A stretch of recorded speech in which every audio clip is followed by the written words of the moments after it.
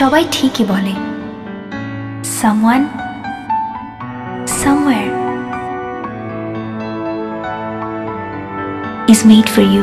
লোকের কথায় কান দিতে যারা বারণ করে এবার তারাই দেখবে লোকে যা বলে তার সব সময় মিথ্যে নয়, সত্যিও হয়। আর সাথে এটাও দেখবে মন থেকে কাউকে ভালোবাসলে সেই ভালোবাসা একদিন সে বুঝবেই।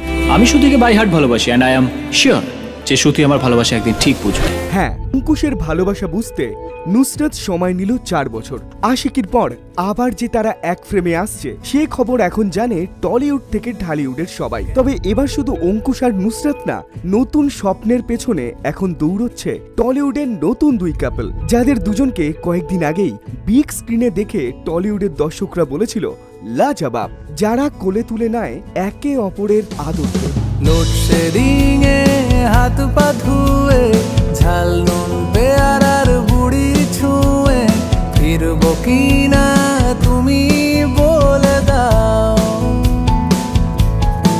দুজনেই টলিউডের সবচেয়ে প্রশংসনীয় অভিনেতা অভিনেত্রী রুদ্রনীল এবং সোহিনী। অঙ্কুশ নুসরাতের সাথে এবার এরাও বিগ স্ক্রিনে আসছে বিরসা দাশগুপ্তের হাত ধরে। তবে মজার ব্যাপার, এদের সবাইকেই টলিউডের আগে অনস্ক্রিন কাপল রূপে দেখলেও বিবাহ অভিযানে এই প্রথমবার টলিউড ক্রাশ অনির্বাণের বিপরীতে তার আশিকির ভূমিকায় দেখবে প্রিয়াঙ্কা সরকারকে। বিরসা দাশগুপ্তের পরবর্তী ছবি বিবাহ অভিযান, যে ছবির ফার্স্ট লুক রিলিজ হয়েছে কিছুদিন আগেই, আর সেই ফার্স্ট লুকের ফার্স্ট পোস্টারেই দেখা যাচ্ছে এই কাপলদের। তাহলে বলা যেতেই পারে বিবাহ অভিযান বিরসা দাশগুপ্তের অন্যতম উপহার টলিউডের জন্য।